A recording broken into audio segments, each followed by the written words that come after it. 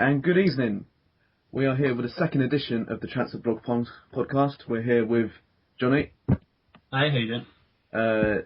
Kieran. Hello. And Dan. How's it going, lads? Alright. Right, it's been a very interesting week. And this is the second podcast, so we're going to jump straight into the managerial merry-go-round. Yeah. Basically, we've had 2 seconds already. We've had Mark Hughes, who'd been sacked from QPR following some dismal performances and the fact that they're bottom of the table. And we've also had Roberto Di Matteo, who's been strangely fired from his duties at Chelsea. I mean, what do we think of the dismissals, lads? To be honest, I thought Hughes should have gone at the end of last season. QPR stayed up by default, really. They lost in the last day. He doesn't inspire me at all as a manager. Mad signings, any possible transfer window. Yeah, I know what you mean, because Mark Hughes, he's not exactly prolific as a manager, I don't feel. He had a good time at Blackburn, but apart from that, he's not been too good. I don't quite get why he's entitled to be linked with so many Premier League jobs. I mean, okay, he did have a good spell at Blackburn, but that was his first opportunity, and he inherited the majority of that squad. So I think he's a manager who has to go down leagues, I think, and prove himself before he can really be considered a top manager. Yeah, I know what you mean. He uses his name at the moment to really carry himself. Yeah. I think for the Mark Hughes job, I think right from the start when he brought in so many different players that don't actually want to play for the club, that's when it all went wrong. Like Basingwa, Djibril Cisse, Junior Hoylett, they're all there for the money. Obviously QPR have got a big spending board. They're for the money. They don't really care about the club. And I think it's definitely the right decision for him to go, because bottom of the table, performance has been shocking, especially against Southampton. So that's definitely the right decision. Absolutely. Now, I'm not a fan of him, but when they sacked Neil Warnock, I mean, he was doing okay. I mean, it's only went worse since Mark Hughes took over. So they've learnt from that lesson. They should have probably just stuck with Neil Warnock. But of course, new owners coming in want their own manager, and that was why he had to go. I don't think they would have been in the same position they are now with him in charge. Not very fashionable though, is he? No, that's pretty much why he was sacked. Right. Yeah, back to the point that Kieran was making. Something about the players who don't really want to play for the club. I mean, I was watching a match of the day yesterday, as I'm sure everyone was, and QPR, they lost 3-1 to Man United, didn't they? And throughout the analysis, all you could see is Djibril Cisse. He's got the ball. He's either selfishly just running past and taking a shot. I mean, like, he's not really involved in the team. He's not a team player. He's already stated that he already said in an interview about 4 weeks after he joined them that he's looking to move back to France to finish his career. Like, that's not really the kind of thing you say when you've just moved to a new club, you know? Yeah, absolutely. Yeah, so they've got if that's the attitude of the top players they're signing, then that's definitely a problem. And the new guy that's come in, well, not really new in a sense, but Harry Redknapp. What do we think of Harry Redknapp? I think that is probably one of the best appointments they could have got in the circumstances. He's got experience. He's done with Tottenham. He's done with West Ham. He's done with Southampton. I think he, as I said on Match of the Day, there he could actually take a lot of positives from the performance, and he's got something to base QPR around. Very surprised he went to them, I have to say.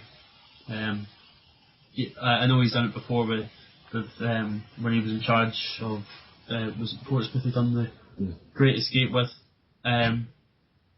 So maybe he's looking at it to do that again. But I have to say I'm surprised he went there. But it's only good for QPR. In my opinion, he's the best signing QPR have made in the last ever really. I mean, dropping out of the Premier League is really his club's hard nowadays. So if anyone's going to keep him up, I think it's Harry Redknapp. Yeah, totally. I mean, he's got all that experience from taking Spurs from 20th. Well, they was 20th when he took over, and now as Champions League club. I know they've gone slightly downhill from there. I mean, they're around the Europa League stages, but he still took them from being basically a mess to what was essentially a pretty complete squad. Yeah, and he brought them silverware. He brought silverware to pretty much a lot of clubs he's been to, so I mean, he knows how to get things done. I hear he was quoted cheekily saying that he would keep QPR up and win them the cup, so that's shown his ambition early on. I don't know about that now, but as long as he keeps them up, I'm sure the fans will be happy. You can bet your house on Peter Crouch or Jermaine Defoe going to QPR in January. Yeah. Jermaine Defoe's followed him from Portsmouth to Tottenham, so wouldn't be surprised if he comes. Yeah. Absolutely. I'm from West Ham. Yeah, I mean, we've also had, sorry to interject there, but we've also had, at Chelsea, we've had was it a shock sacking of Roberto Di Matteo? I think he was doing quite well for himself, and then we've replaced him, well not we, Chelsea have replaced him with none other than Rafa Benitez.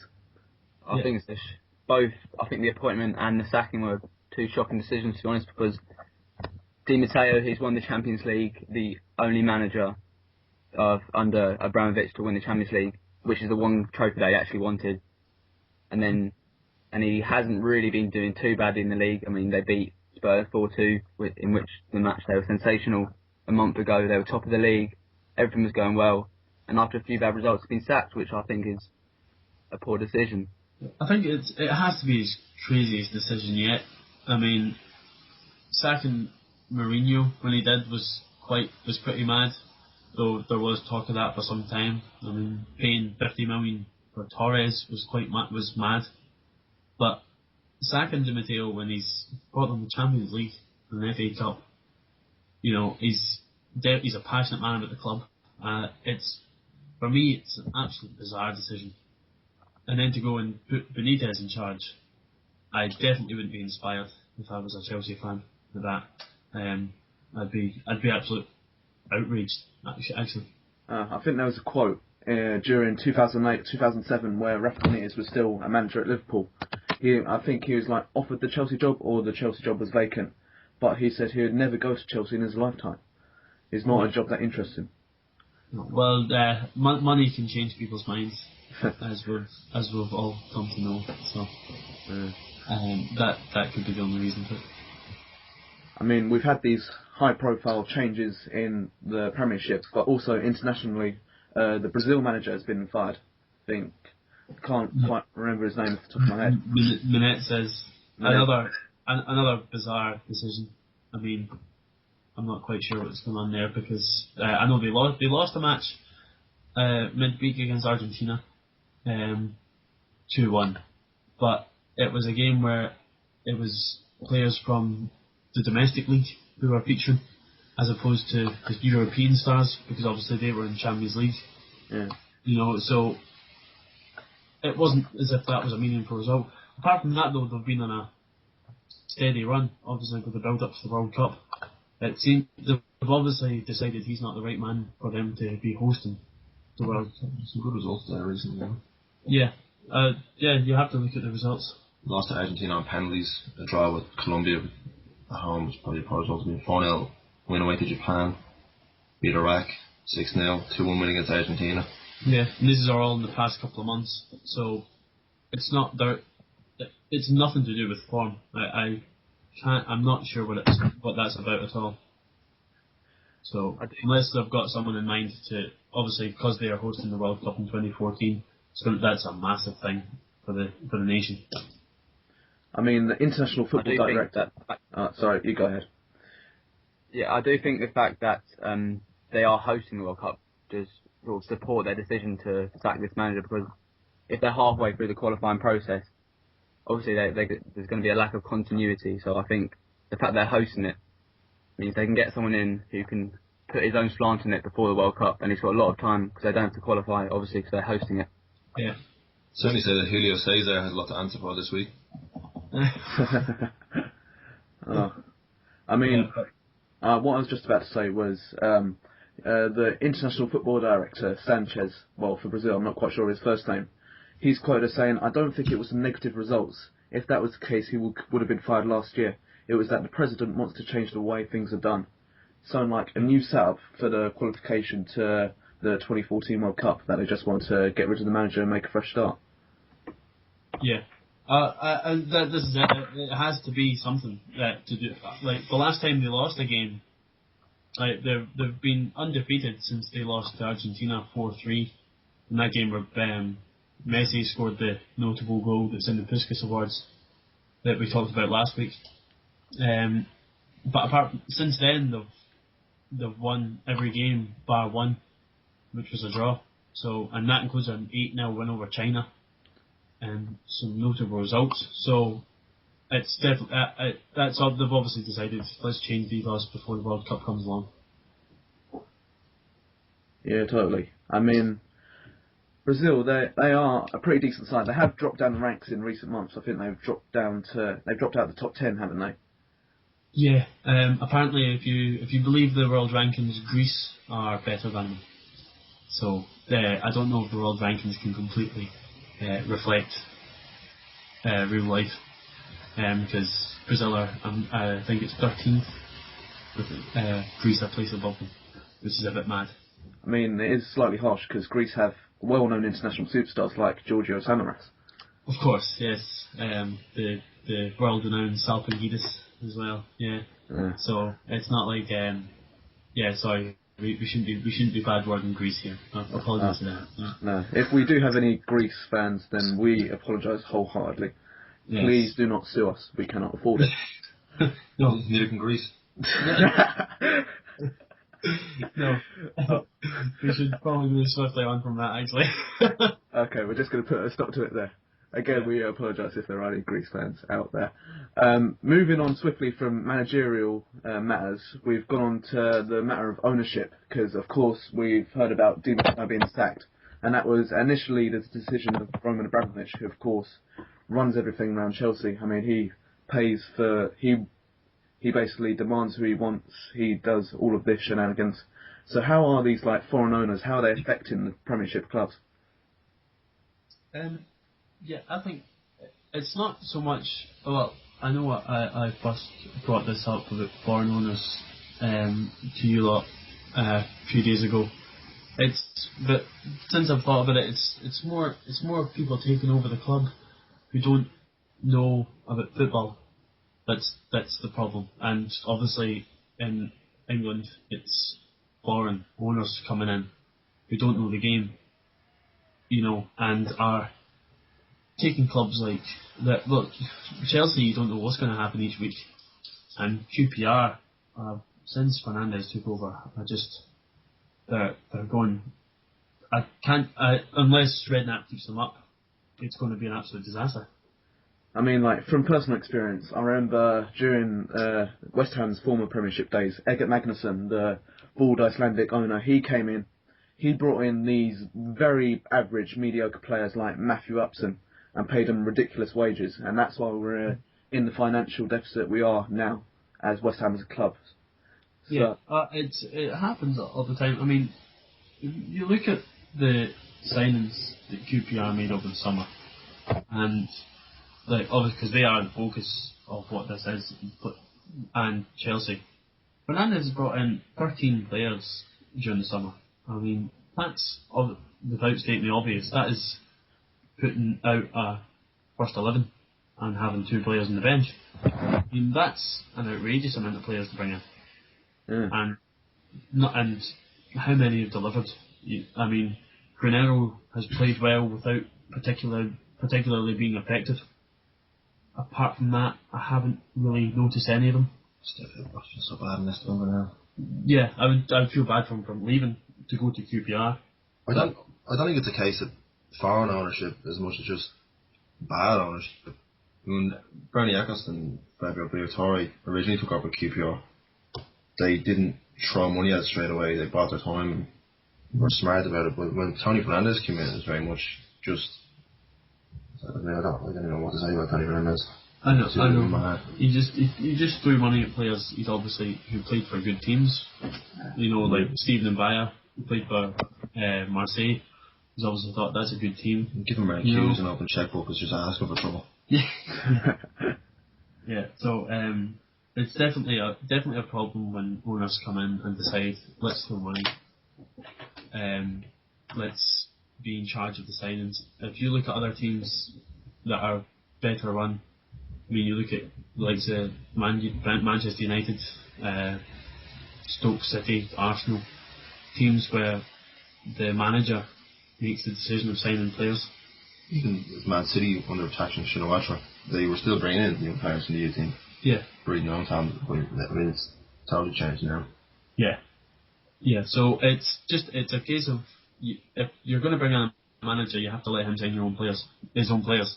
You can't bring in a manager and say, I'm going to purchase these players, like so Abramovich obviously does at Chelsea, and what looks like Fernandes was doing over the summer, and then expect the manager to work with these players when he doesn't want them. I mean, the same happened with Abramovich before, when Mourinho was in charge. He brought in Ballack and Shevchenko. Mourinho, more or less, publicly stated, I didn't want to sign these players, and that's what led to Mourinho eventually being sacked. You could say that was the start of the breakdown between him and Abramovich. I mean, like, at Liverpool, you've got the two American owners, I think, Tom Werner, I think one of his names is.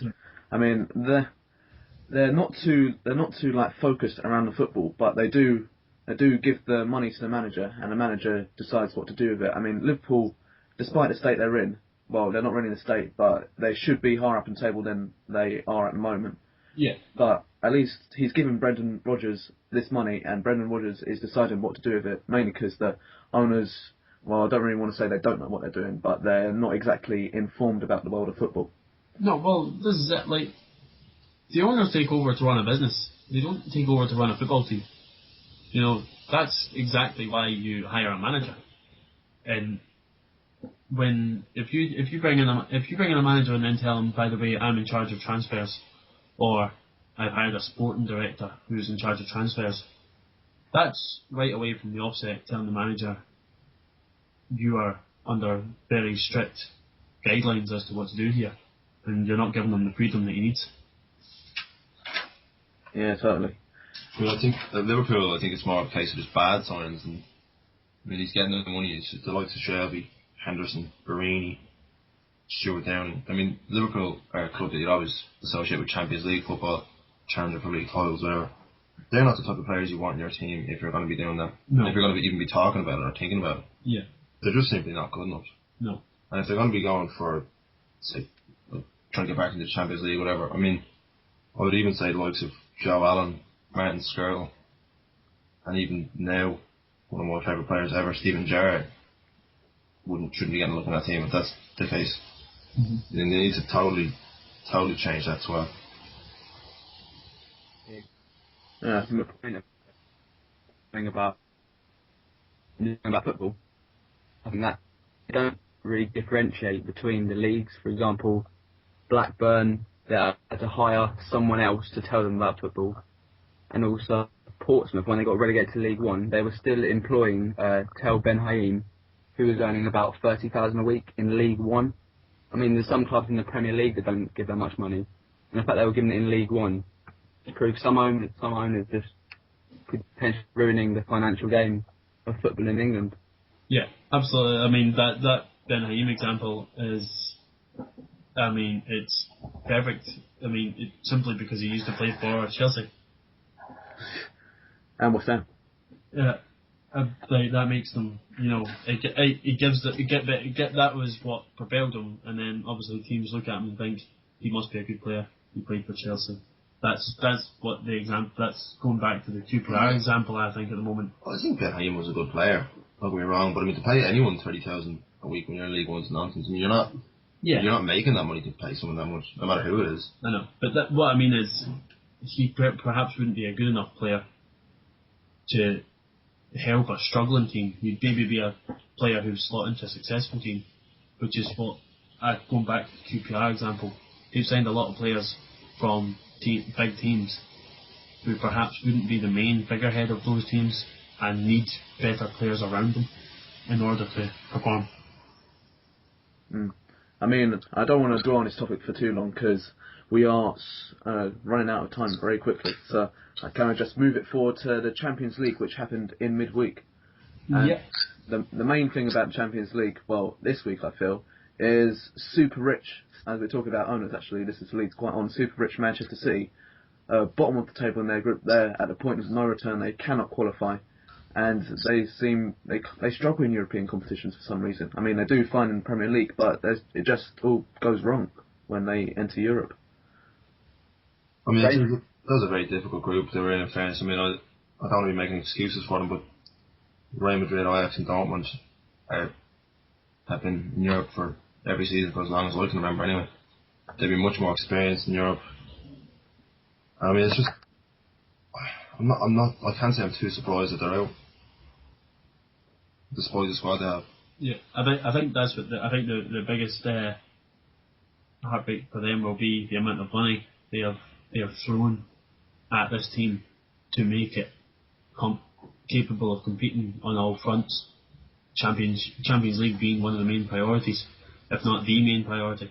I mean, and they've gone out at this early stage. If you asked the owners of Manchester City what they were looking for this season, they would, in list of preference, they would probably put the Champions League above the league, seeing as they won the league last season. That would have probably been what they would have most wanted to achieve this season, you know. And going out the group stage again is a big blow. I mean, like, they've got a very decent squad, but it's just that in Europe, the players fail to perform. I don't really understand. Maybe they get kind of like homesick when they're on the European stage or something. Maybe well, away form has been a problem. I mean, this is it. I mean, the 2 games they've lost have been away, and I mean, but drawing your 3 home games, especially against Ajax. They should have won that game. I mean, but barring how well Ajax played, Manchester City do have players capable. I mean, I think we mentioned last week the worth of the Manchester City team was something like 230 million, I think it was. And Ajax's team had about 2.5 million was how much was spent on the squad. That's huge difference. And based on those figures alone, Manchester City should have a team capable of winning. But again, it stems down to you're paying big money for players who perhaps aren't as good as ones you could find on home soil, which is what Ajax proves. I mean, you've got Joe Hart, who's like, is he like one of the only homegrown players who's still in the squad? I think he like... You'd have him and Mika Richards would be. I mean, he's not exactly homegrown. I mean, he came from Shrewsbury, as I reckon. Yes. But he's not exactly one of these big money imports that they've been doing quite a lot in the last couple of years. Yeah, the squad has no identity, really. You know, I mean, again, as you say, apart from Hart and probably Richards, who doesn't really get a look in at the team at the moment, obviously injury problems,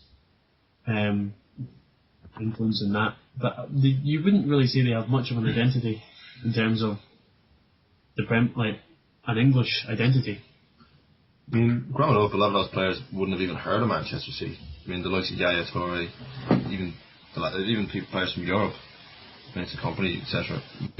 City were in Division 2, I think, up until about 2001, playing the likes of York and Stockport. I mean, it's a different mentality in clubs, the way Ajax and Manchester City, they're worlds apart. Yeah. Yeah, and the situation with Man City is a strange one because it's not as if their players are not experienced in Europe. I mean, you've got the likes of, I don't know, Boré, Joe Aguero, Tevez when he was at United. So they've got a wealth of experience. Just, they can't judge the team in Europe. I mean, there's Champions League winners in that team. Like you said, Tevez won it with United. Yaya Toure won with Barcelona a couple of times. Yeah. I don't think it's anything to do with players not being used to playing in Europe. The club isn't used to playing in Europe. But I mean, there's players that are playing in World Cups, played at the highest level, and I don't think that's any excuse. And you need to be motivated as well. I mean, you can pay someone as much as you want, but they have to be motivated and they have to be willing to win. And obviously Manchester City players don't quite have that heart that the likes of lesser teams are, like Ajax and even Borussia Dortmund have overperformed in this group. I mean, you would have looked at the group beforehand and said Manchester City and Real Madrid to go through, but Dortmund have surprised. I mean, they have so many homegrown players, and that it's Borussia Dortmund doing well is testament to the fact that if you have a proper youth system in place, have a proper way of running a club, that you can be successful. After Euro 2012, they did have quite a hype around their few Polish players that they had. They had Lewandowski, Blaszczykowski, and the right back Piszczek. Yeah. Yeah, and then those players performed very well at Euro 2012, and they showed why their teamwork has led Dortmund to being this side that has done really well in the Bundesliga as of last season and this season, I think. And Lewandowski, Blaszczykowski, Piszczek, they're not names that would have stood out of you before Euro 2012, but I think they've just got so much teamwork about them. Unlike Man City, whilst these are just highly paid players just being shoved into a team, these players understand each other. Yeah, and of the 4 teams in that group, Dortmund and Ajax are the easiest on the eye to watch. I mean, okay, it doesn't always work for them. I mean, Ajax, having got those 2 great results against Manchester City, then lost 4-1 at home against Borussia Dortmund. So it shows it doesn't always work, and defensively they're frail. But in terms of their playing style, Ajax and Dortmund are definitely 2 better teams to watch than Manchester City. So I was happy to see a team like Ajax. I was happy to see it work for them against one of the teams that they were supposedly meant to be brushed aside by. I mean, other English teams, they're doing fairly well at the moment. Besides from Chelsea, who are at the point of elimination, but you've got Arsenal, they're doing fairly well. Man United are doing fairly well as well. I think they've both qualified. I'm not sure what happened to Chelsea though. They seem to have. That might have been a reason. Yeah, it was pretty much the reason why Roberto Di Matteo got sacked. Yeah, I think it's. You have to accept that's why he's gone. And it's the tag that they wouldn't have wanted to be associated with. They're on the verge of being the first champions to be knocked out at the group stage. That's having got to the pinnacle of where they wanted to be under Abramovich. For the next season to then go back all the way back to stage 1 will be seen as a huge step backwards in Abramovich's eyes. But then you have to look at it again. They've got a difficult group. Shakhtar Donetsk are another team who for a couple of years have been improving. They won the UEFA Cup in 2009. Since then, they've been getting better, and this season looks to be the season that other clubs around Europe are going to start taking note of them. And you could well see them being a regular fixture for the next few years, if they can keep their team together. Also, surprisingly, Malaga, they're topping Group B at the moment. I think they've got some wealthy owners though, but Malaga, not a name that you'd really associate with being a good standard of Champions League team, but they're topping. Group B is reasonably tough. I mean, but Malaga are doing all right, I reckon. Again, I'll have to take a look at their group. I mean, AC Milan are definitely a team in decline. Despite, I know they've gone through, but they've been poor both domestically and in Europe. I'd say the likes of Anderlecht in their group. I know they're regular in Europe, but they've never caused much trouble. Zenit are very hit and miss in Europe as well. Yeah, I mean, Zenit are another team who have thrown money at players like Hulk, and it's gone completely backwards for them. Yeah, so I'm not too surprised to see Malaga go through, to be honest. Yeah, I think it's a great story, Malaga, because wealthy owners came in, and then a couple of seasons later, they were in all sorts of financial issues and they had to sell their best players, for example, Santi Cazorla. But now they sort of come back, they've got their youth players in, they're really talented, good technically, and they've got through. I think it's well deserved. Yeah, I mean, they did manage to keep good players that they signed, like Demichelis, the centre-back. They managed to hold on to the young talent, Isco, as well, the attacking midfielder. Pretty much a younger Santi Cazorla style player. And then they've also managed to keep hold of a couple of other, like Joaquin, the winger. So they still do have the semblance of a good squad, again, but financial troubles could dictate whether they're managed to hold on to that for next season. Tualan, Santa Cruz, Saviola, they're good players, Yeah. So they do have a good squad, but again, if they are in financial disarray, you might not see them doing this again next season.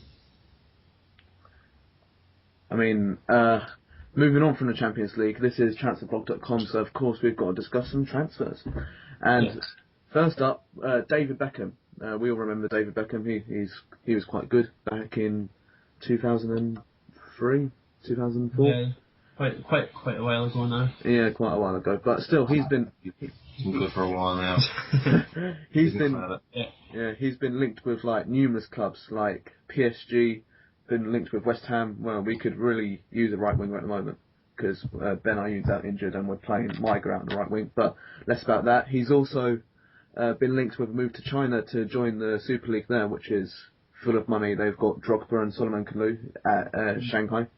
There was a back page headline today as well on one of the papers. Now, I can't remember which one it was. Lincoln QPR, I think.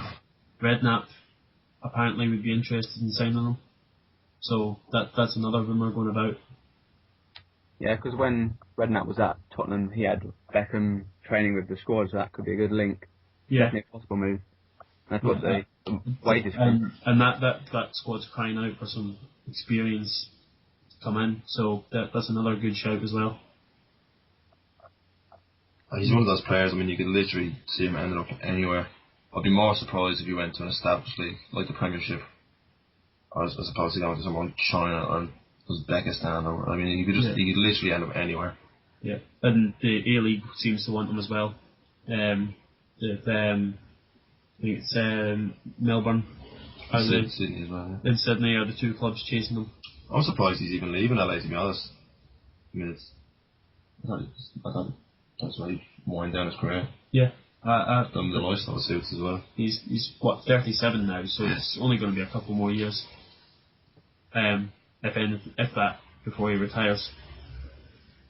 I mean, you can't really. I wouldn't really want Beckham at West Ham. I mean, he'd be good for like the Olympic bid and that, which is another story about whether they should get the stadium or not. But Beckham at 37 years old, he can cross, but it's just the pace of the Premier League. It'd be hard to keep up with West Ham playing a 4-3-3 or 4-2-3-1 or whatever formation they're going for these days. He's got to be bombing up and down that right wing, and I imagine he's going to be doing that for most clubs if he does choose to play in the Premier League. I mean, I'm not sure he'd be up for it. I mean, it's quite telling that the last big league he went to was Serie A, which is a lot slower in terms of pace.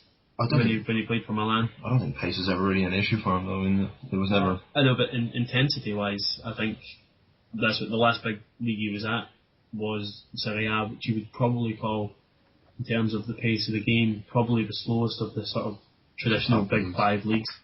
So I'd have to agree with Billy there. I don't know if he would be able to match the intensity of a top league like Brazil, not Brazil, like England. The benefit of signing somebody like him, though, is the money he's going to bring into a club. Bring huge amounts of money into a club. Yeah, shirt sales, sponsorship, and everything. Yeah, I mean, in terms of likes of West Ham, he is still one of the most marketable players in the world. I mean, as well as Beckham, you've also heard Ashley Cole, who's moving. Well, PSG announced on their Twitter that Ashley Cole was going to come to Paris during the summer, but then they had to quickly delete that tweet. I mean, Kieran, do you reckon that Ashley Cole should leave Chelsea to go to PSG? I don't think it's a question of should he, but I think he definitely will, because even Rafa Benitez has come out and said that he's probably not going to sign a new contract. I think he needs a new challenge. He's won basically everything with Chelsea. I think a move to France, obviously PSG, a lot of financial rewards there. They've got big money owners. And I just think that he definitely will be moving on, because he's not willing to accept a 1-year contract, but Chelsea are only willing to give him a 1-year contract. So I don't think they're going to be able to agree on that. Yeah, and I mean, there's the talk obviously of Lampard moving on as well, which looks like it's almost definitely going to happen.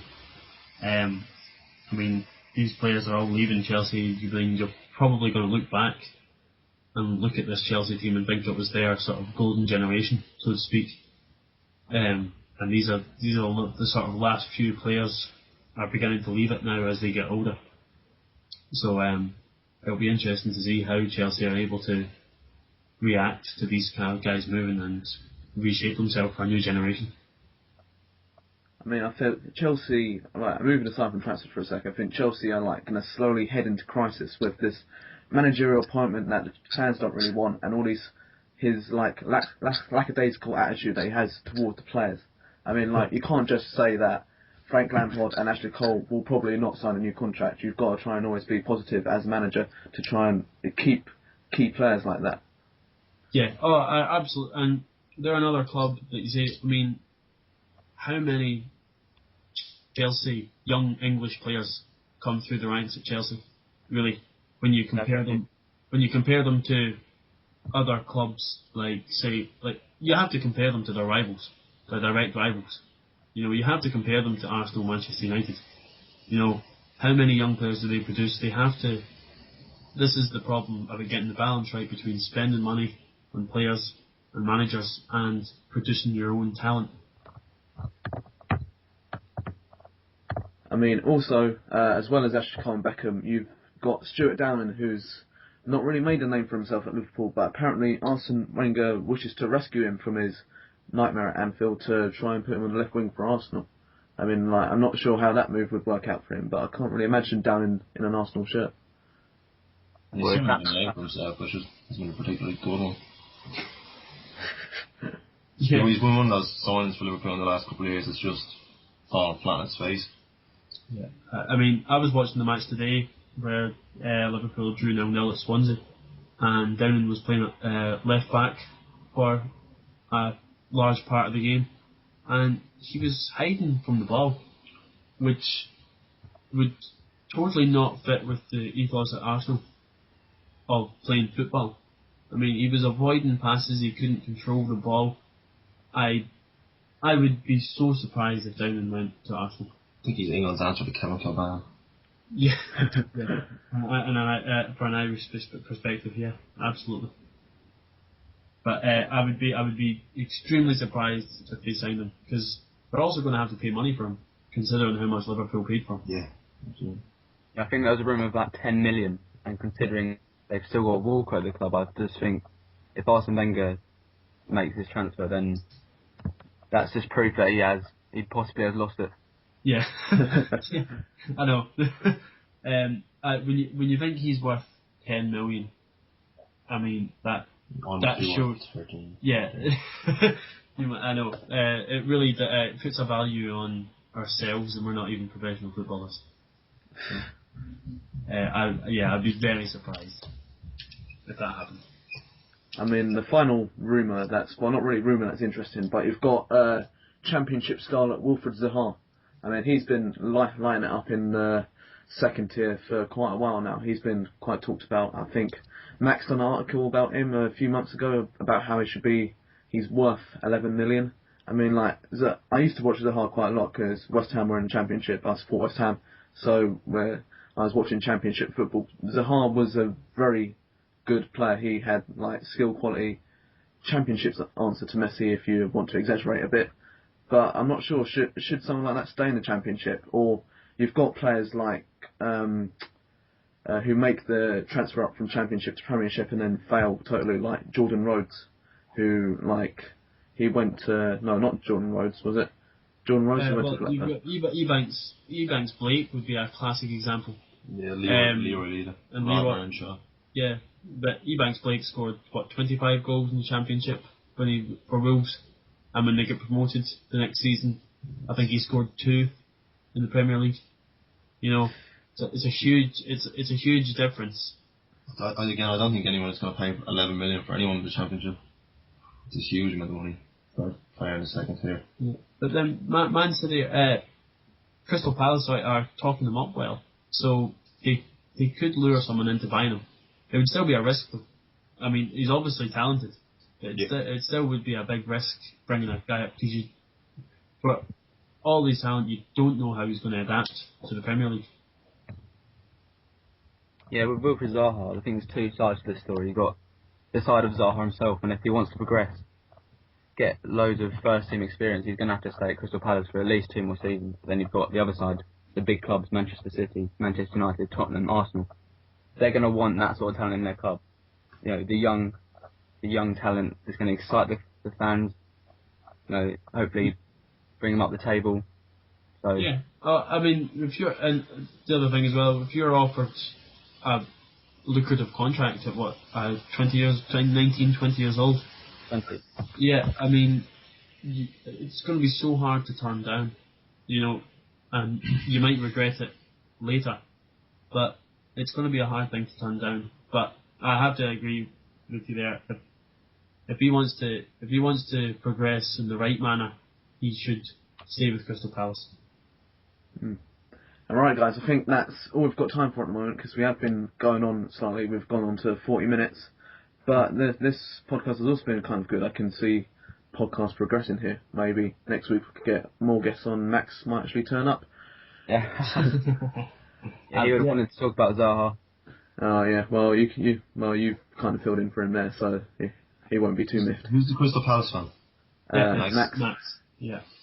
Yeah. So well, at least he wasn't here to give too much of a biased opinion. Yeah, I suppose so. And now we're talking about him when he's not here. I mean, not very nice of us, I know. He's gonna listen to this and then he's gonna write hateful messages on your wall. Yeah, probably. But I'll deal with that later. No, it's been good. And we should make a regular thing of this. I think it's been going well. So and to listeners, it would be very good to hear feedback on how it's going. Okay then. Right. Thanks very much to Kieran and Daniel who have joined us today, who are not, shall we say, regulars, but because me and Jonny were on here last week. But thanks for joining us today, guys. Cheers, lads. Enjoyed it. And goodbye from me.